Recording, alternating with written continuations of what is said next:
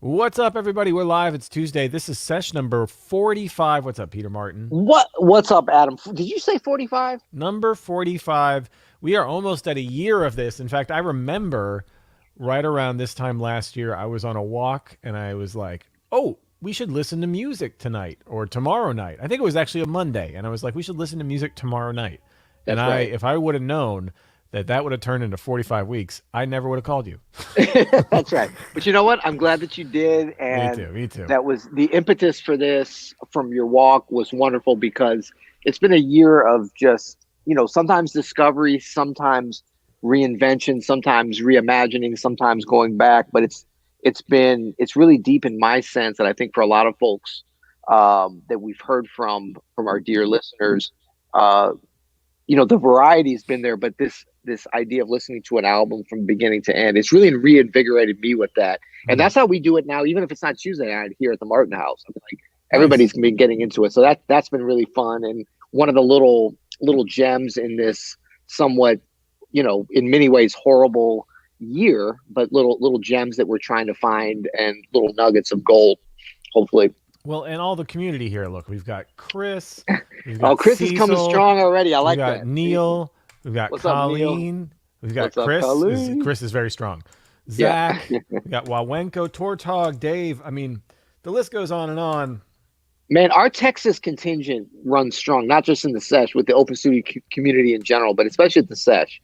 There has not been one of these 45s that we haven't had a strong Texas presence. So big shout out to the state of Texas. I know many in Texas feel they're not one of us as far as United States, but that's okay. We claim you because we love you. Texans That's how we first roll. kind of thing. Texas. That's right. It's a great state, though. I mean, Houston's an awesome town. Dallas, Houston's great. Austin. I mean, even like West Texas and all that stuff. It's gorgeous. Yep. It's just beautiful. So it's No, one it's of my an favorite incredible places. place. People are awesome. Gulf Coast, especially. I love the Gulf Coast. Gulf Corpus Coast. Christi. Yeah, man. All the different kinds of food. I mean, it is legitimately like its own country in a lot of ways. Like it has its own culture. It's got its own cuisine. It's dude, its own language, or at least dialect of English.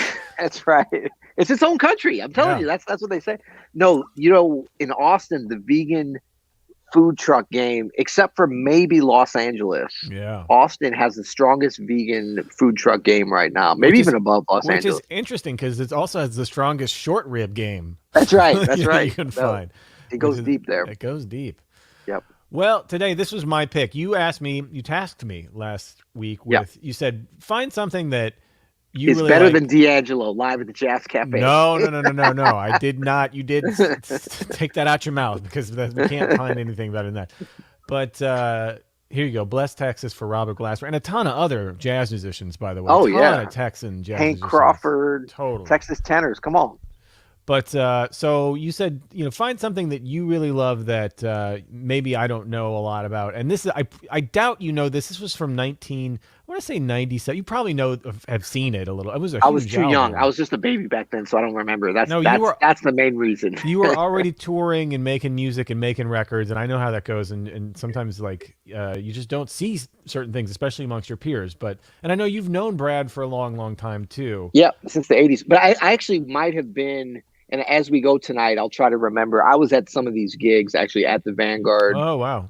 Do we know when this was recorded? You said it was 97 release. That's a release date? I think. I'll look it up right here. Just we vamp for a minute because I think it is 97 release date, but I could be wrong about that. Yeah, but 99. Sorry, 99 release date, recorded in 99.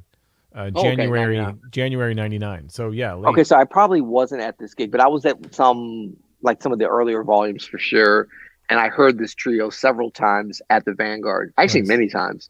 So that's always, a great reference point, kind of your memory. It's funny, like we talk about, and look, every record that we've hopefully presented has had special moments, some more so for others, whether it was a discovery or whether it was like, oh, I remember that record, or it's something that's deeply ingrained in your psyche. Yeah. But when you can make a connection with a live record, with that group, either the actual performance is amazing, but even with the same group at the same venue, you can kind of connect that spirit because you can remember an individual performance that's not something that you can repeat over and over again, except for your memory of it, which can be very strong as well, For sure. And for me, I think some of my most vivid musical memories, both playing for sure, but also listening, or at the Village Vanguard. And it's a cliche. It's like the world's greatest jazz club, It's so but great. that's the place that, I mean, I and of all of it, I've loved hearing Brad Mehldau there, and Freddie Hubbard. I heard when I was, a teenager, still in high school, and Mm. many other greats. Woody Shaw. I remember seeing Woody Shaw at the Vanguard first time I saw him live. But I think what just eclipsed everything was Bobby Hutcherson. I remember seeing Oh him yeah. 1996, and I mean, he hit like I can still, the music still resonates in a way like I had a live recording of it, and it's a very exciting thing. But these live recordings can be equally as exciting to be able to, you know, re now we have a little bit of distance. We have whatever 30 years going on, or 20 plus years, 20, 99. What do we say? 22 years. Yeah. 22 years. So we have a little bit of historical perspective, but a little bit of memory in there as well. Yeah, man. So just I saw this same group at the Vanguard almost exactly 1 year later after they recorded this, I think in Okay. 2000. But I had listened to this that entire year leading up to this, so that I remember that being a big deal to finally like to hear this. I just moved to New York, right, and like to hear this trio at the Vanguard, and like you said, it's such a special place. Yep. And for me, this trio, Brad Mehldau, Larry Grenadier on bass, and Jorge Rossi on drums, at this time, in that 95 to 99, Yep. they were just kicking it every Yep. night of the week, and they were playing all the time together and making some really great albums. Yep. And this was one Warner of them. Brothers. Warner Brothers. Warner Brothers albums, Yep. and Matt Pearson. yeah, and just really, Brad Mehldau at the height of his powers, of his youthful powers. He's actually turned into a different kind of player than he was. I was gonna say, what are you trying to say? He's gone downhill. He was at the No, not height. at all. It was like a bell curve. Are we talking bell curve You're going to hear or right off the bat. hockey stick? Hockey It's stick. He's playing a young man's game here. This is a Right. very, you know what I mean? It's a very like shoulders to me intellectually it's like the shoulders are pumping. He's like, look what Yeah. I got here, you know what I mean? And he's turned into I think a more melodic player than he was on this, but there's no doubt the fireworks on this and his concept on this was especially for musicians I think my age and maybe even a little younger, that millennial musician, jazz musician. This was a very influential record, and especially the way it starts off, which is where we'll start it. It's a long album for a live album, and we like to keep it nice and tight. So I might make a couple cuts. Well, I might make a couple cuts here as we go, Peter, because there's a couple that I definitely want to hit. So I'll kind of make that call as we go. But wouldn't you say that the first track, this version of All the Things You Are, which I've heard him several times. I remember him doing it live many times. This is probably when we talk about the architecture, the arc of an album, especially a live album. But this has kind of been like the most influential, especially what you were saying with a generation of pianists, millennial, whatever you want to say. This particular song and arrangement, and just really stylistically, the way the trio played on this tune was probably the biggest influence. Well, and Brad's intro on this has been very influential on a lot of pianists of that generation who were young when this came out. Just and you'll hear it right away. But the way they do this, you'll hear it. Why don't we? I just said you'll hear it. I just said the catchphrase of the podcast. Come on, man. You'll hear it. Let's listen to All the Things You Are and get a feel for it ourselves. All right. Brad Mehldau Trio, Larry Grenadier on bass, Jorge Rossi on drums, Art of the Trio 4, back to the Vanguard. This is All the Things You Are. I brought these so I could gaze without having to look down. Oh, we're getting there. You notice the last track here is the last track on the album is a Radiohead tune. So we'll get there. We'll get to the shoes. Okay, here we cool. go. I'm ready.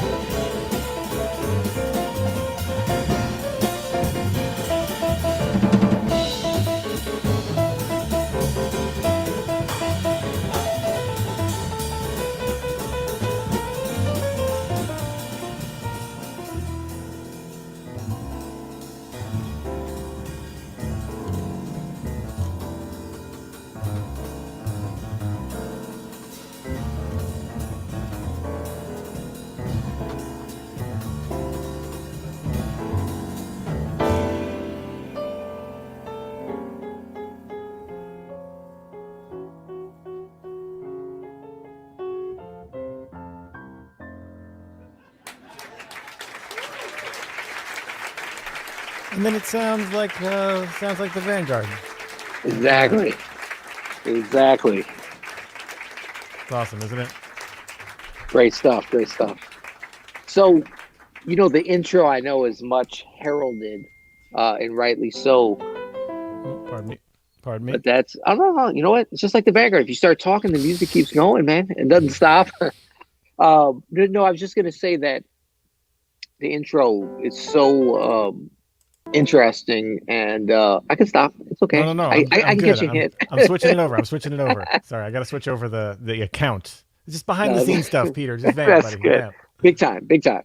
No, but it's like the intro, as great as it is, to me, the vamp over the drum solo is the one on this. Yeah, I've for always sure. loved that. You know what I mean? Although, in a way, we're looking at the architecture of the whole album and the whole set, as this is a live record. The setup from the intro to the bass, to the drum solo, which is a long way, because that's another thing we just need to talk about briefly, is this is extended, especially for a first track on a live record with a trio. How do you feel about that, lengthwise? That's so long. Well, these first 3 tracks, right, are Yeah, about 45 minutes long between the 3 of yeah. them. But So all and every aspect of it, every yeah, facet, the solos, the head, the intro, the drum vamp, it's all it's I think it's very well balanced, but it is extended for sure. it is extended. Yeah. I think that, like everything else, it's a table setter, right? So he's like, get ready for a 14-minute all the things you are, and you should be ready for other things like that, Right, that. right. And that's what he does. But it's like a live thing too, right? So it's Yeah. like they're just vibing. I don't think they're thinking about the timing of it for the live record. They just No. doing what they're doing, and it's beautiful. I don't At this time. These 3 guys were playing that kind of thing, right? That thing in 7 so freely. You know what I mean? Yeah. Like Jorge Rossi. Yeah. Oh Yeah. my gosh, that's his. He's Oh, just man. gonna 100 out of 100 times just blow that feel away and just be so Yeah. effortless about it. It's just incredible. It's incredible. Absolutely. Absolutely. And I think too, like what you really get the feel, and this is what I remember from being there at some of these gigs, was that the Vanguard, because of the type of audience, especially at that time, but still today, I would say that it attracts, like it really rewards musicians extending out like this. Like you can't do that everywhere. Like Yeah. it's got to be, and it's not just about, it's a hip audience, whatever. It's the kind of audience that's like turning their ear in, like, Yeah. what you got? Well, you're What you right got? Okay, I there. like that. So keep going. Exactly. You're right there. Yeah. And it's not like, oh, we just are here for the ambience of a jazz club. They're like, no, give us your best stuff. Like we went through a lot. We had to park all the way across town. We had to go through a lot of New York City crap to do this. So dazzle me now, It's excellent. Mr. Trio, man. It's excellent. Yeah. Well, so here's where we're going to do, I think, our first cut, and it's this Okay. second track. Nice Pass is the third track. It's 17 and a half minutes long, but it's one that I look forward to every single time. It's my favorite track on the album, even though it's the longest one. It's so good, Peter. There's so many moments in this that happen. It's really like 3 songs in one. Let's hit it. Let's right. spotlight it. All right, let's do it. So this is Nice Pass. This is a Brad Mehldau original, I believe. Hold on, let me text Brad. Adam is skipping past your second track. don't Okay, do good. that. We're Thank good. Hey, We're good. Hey, how you doing, by the way? All right, let's do it. How's Amsterdam? This is Nice Pass. Okay.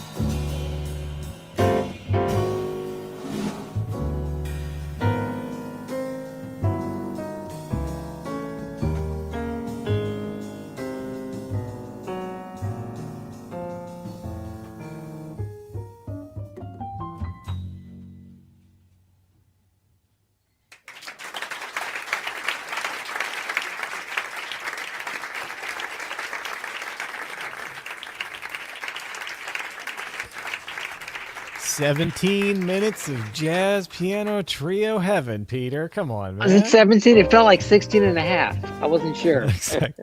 Exactly right. I love Chris's comment that couple is definitely not together. Exactly. From that show. He took her to that show, or she took him, and one of them didn't want to be there. That's right. That's like, she's like, why are we sitting so close? Why is he gazing at his boots? Legend has it Brad doesn't actually improvise at all. He just glues the music to his shoulder. I love Brad's postures, man. That's great. Great, Yeah. great. All right. So what'd you think of that? Man, That's your jam, man. You that is love my Nice Pass. I love Nice Pass. I love the orchestration of it, actually. There's, like I said, it's like 3 tunes in one. They go through all Yeah. these different permutations of it. I love the little walk down with Larry Grenadier playing those harmonics, and coming down while Brad's coming down, and just the change of textures. I think it's just it's what this group is so good at. I think it's Yeah. one of the things they're so killing at, and I Yeah. love this band with Jorge Rossi. I mean, I love it with Jeff Ballard too, the later trio, but this has a special Sounds like place. you love it less. Let's Well, put this that is out there. I'm just saying. this is just this is my high school heart right here. You know what I mean? That's right. This is where it's at. Right. So Yeah, and I'm I having think- a great time, man. This is very nostalgic for me. I'm enjoying myself quite a bit. No, I hear you. And I think, what's great, and Brad, especially with this trio, I would agree. He had such a mastery, all three of them, of folding in, these epic tracks into a trio. Like a trio is not an epic situation. A piano trio is like, can be as small as like we're playing in the lobby of the Ramada Inn by the airport. We're just, you know what I mean? And then it can go to glorious heights, but it's not necessarily By the way, starting April 16th, I'll be at the Ramada Inn at the airport. Lambert International. That's I know. right. I'll be coming. But you know what I'm saying? It's like it's not a built-in epic situation. So, but it has those orchestral possibilities, that big band kind of thing that can be there. But I think Brad and really the whole trio, they're able to kind of, harness that, and still it's just very much a trio. Like it's a piano trio. They're not trying to go beyond that, but they're bringing in these longer forms, change of tempos, multiple tunes kind of folding in with each other, which really give it when you listen to the whole track through, an epic kind of scope, which is not easy to do with a trio, I can tell you. Absolutely. It's a lot easier just to play Have You Met Miss Jones or Girl from Ipanema at the Ramada Inn, Nothing wrong with that either, though. Nothing wrong with that. By the way, there's no way Lambert's an international airport anymore. That's a regional airport at best. I have taken international flights from there, but not recently, I will admit. Yeah, no, you can't. I think it goes to Cancun. And hey, why Cancun's that's another country? No, it's definitely international, but I'm saying it goes to like 2 places. It goes to like Cancun, and where's that one city right above Minnesota in Canada? Thunder Bay. It goes to Cancun and Thunder Bay. Look, if Ted Cruz can escape a tragedy from our airport, that makes it international, man. Come on. It is international. That's true. So let's move on here to Solar. I think I covered this in a guided practice session on YouTube a few months ago. I pulled the lick out of this because I love it so much.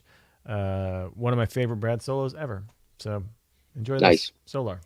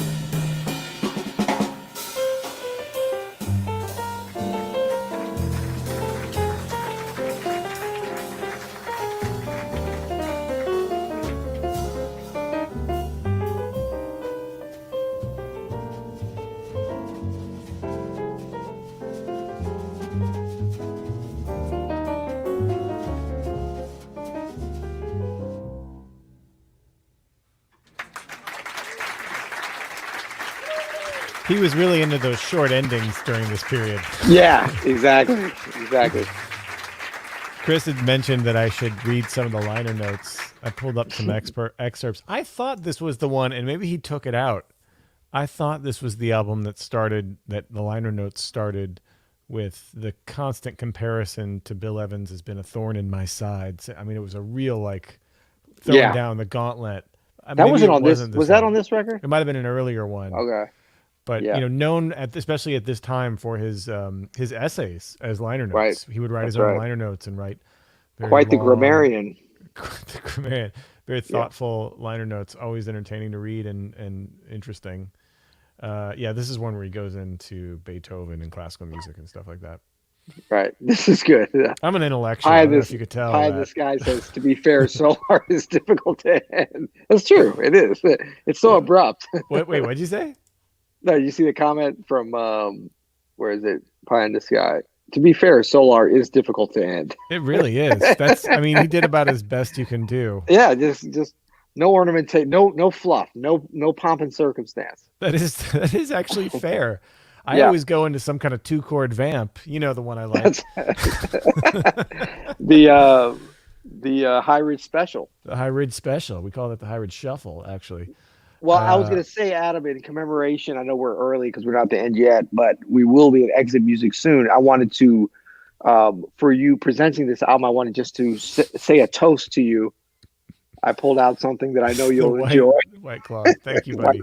Appreciate that. That's my Just jam. so you guys know, I am not drinking this. This is my daughter left this in the basement. With some of her friends from last time she was here. I don't drink this stuff, but I thought you would enjoy that. Thanks.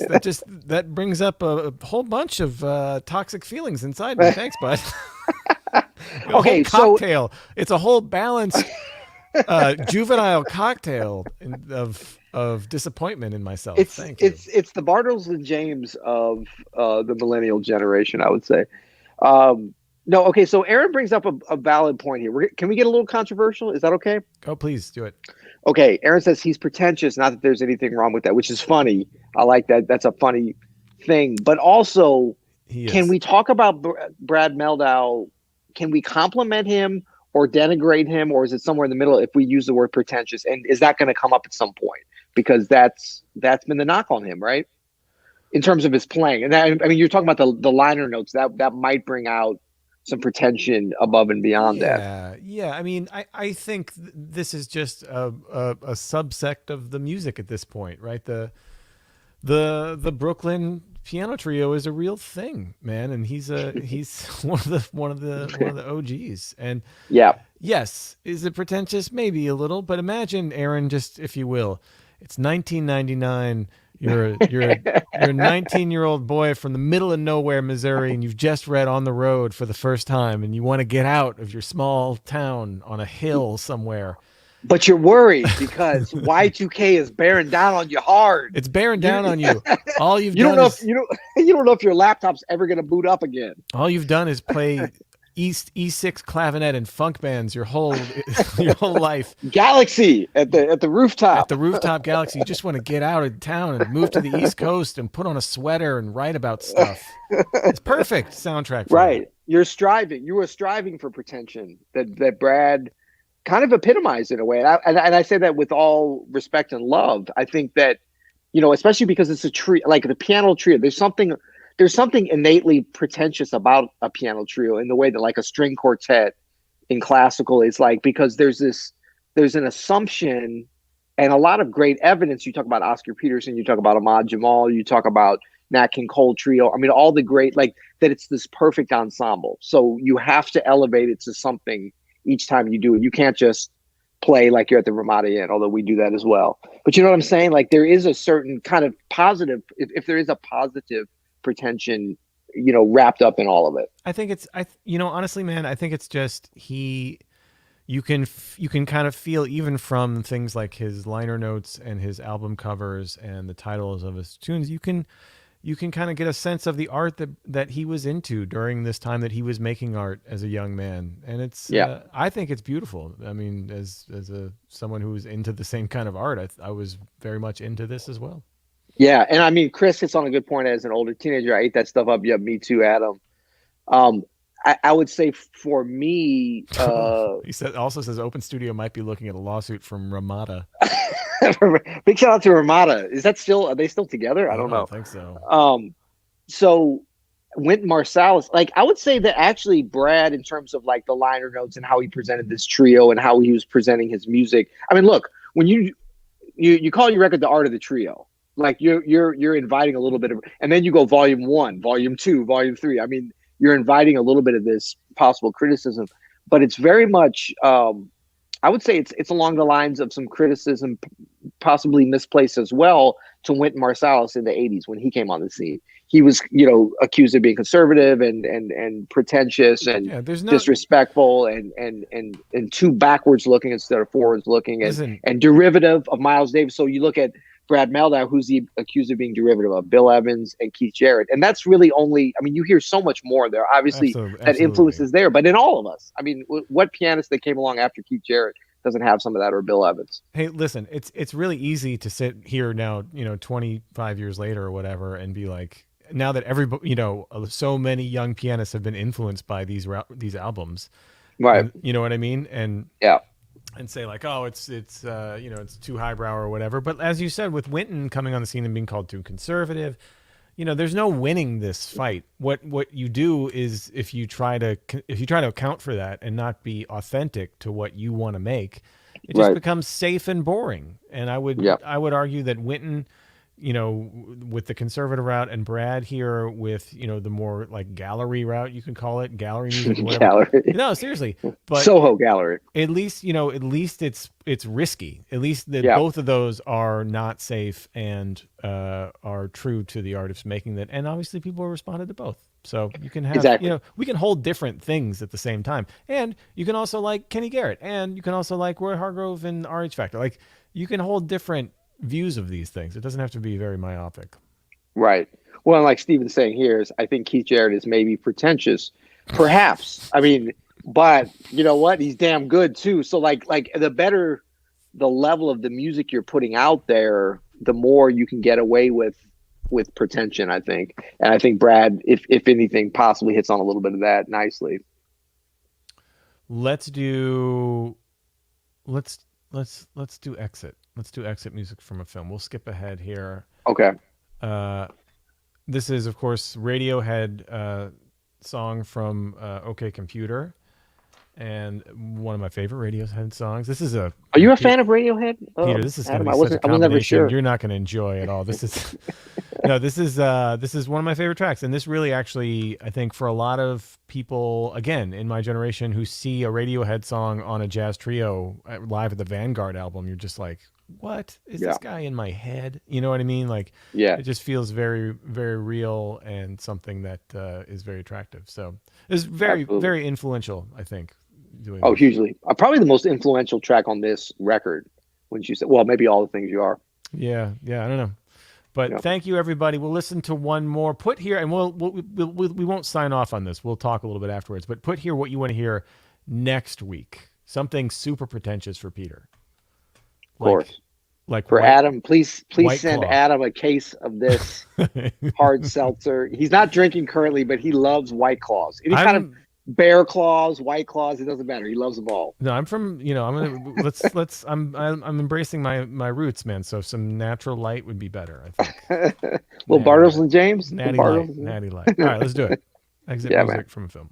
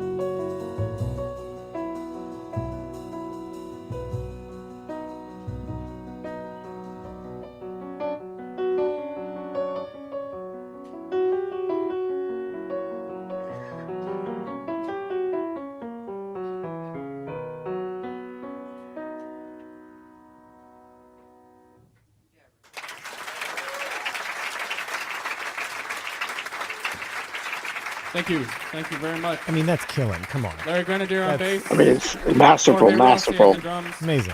Yours truly, Yeah. Brad Mehldau. Thank you.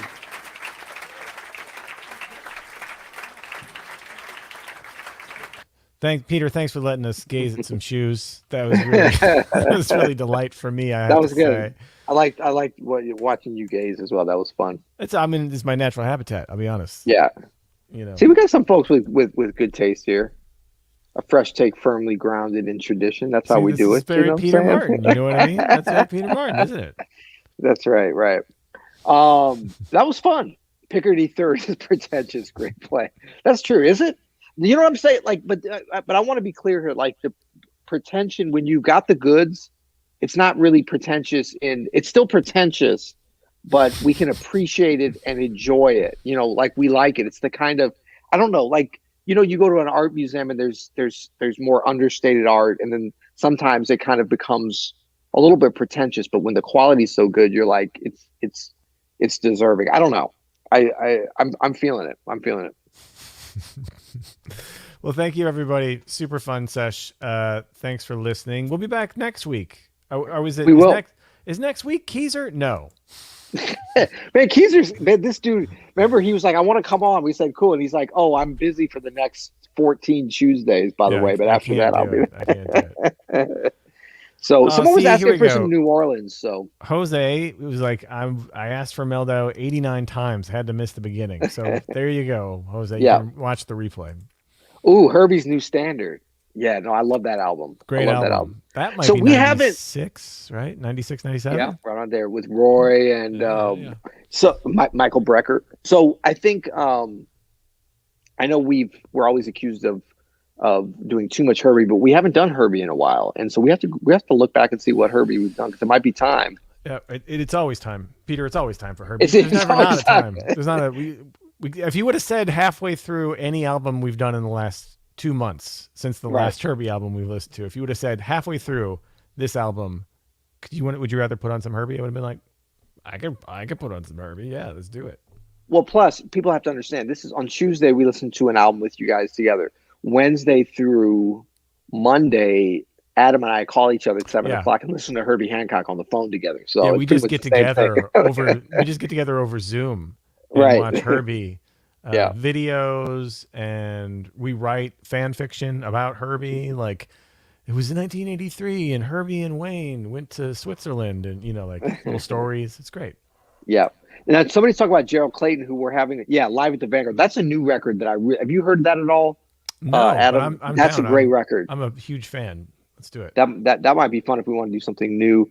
But also, folks were asking about New Orleans, and I don't think, have we done any of the Meters great records? No, but I would be down to. I'm about to do a guided practice session on the Meters. Okay. On just like grooving out, you know what I mean? Like, can you stay in? How long can you stay in the groove is going to be the practice session. That'd be fun, right? With the Meters all night. All night, right? That's what I thought. I could. Well, no, not all night. Only from when they start to when they stop. Right.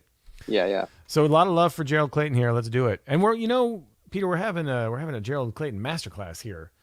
We are here on April 16th, I believe, at Open Studio. So we should do that. So maybe we'll wait till that week to do Joe, so that we'll tie it all in. Maybe we can even pull him in for some comments. That might be fun. That's a great idea. But yeah, maybe it's time that we do some Meters, because we are definitely getting a lot of. I know some kind of. I mean, we can go with some of the classics, but the Meter Maid, some kind of underground Meter stuff that I could pull out, or we could just go straight Sissy Strut too. It's all good. Yeah, no, it is all good. You're right. It's all good. Even that stuff in the 80s with the synthesizers, all good. That's right. Oh, wait, man, that might have been Tower of Power. Well, yeah, them too. Yeah, everybody in the 80s. They got a DX7. They went nuts. I can tell my stories about playing jazz gigs with Porter, who's a great bassist with the Beaters, and he was the first person I ever saw with one of those mini fake books.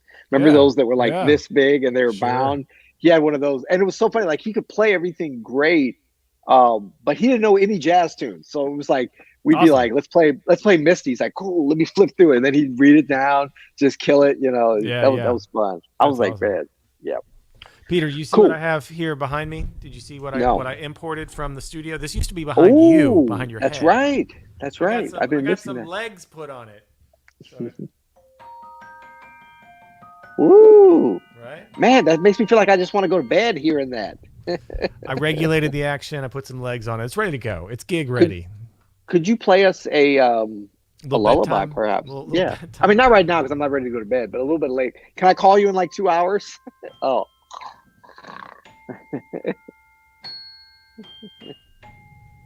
A shoegaze lullaby? Sure. man, it sounds I got awesome. It does Sounds sound awesome. good. I know. Yeah. Well, actually, this is the optimal mic placement, about 10 feet away from it. Right. You know? That's great. Yeah. Right on, everybody. Thanks Cool. so much. Yeah, thanks everybody for being here. You know how we do it. It's Tuesday. We do the sesh, and thank you, Adam, for the great walk down memory lane from the late '90s. And thank you, Brad Mehldau and Jorge Rossi and Larry Grenadier for the masterfully pretentious trio music that is at a very high level. Incredible. Yeah. Thanks, everybody. Thank you, Peter. All right. Cheers. See you next week. Peace.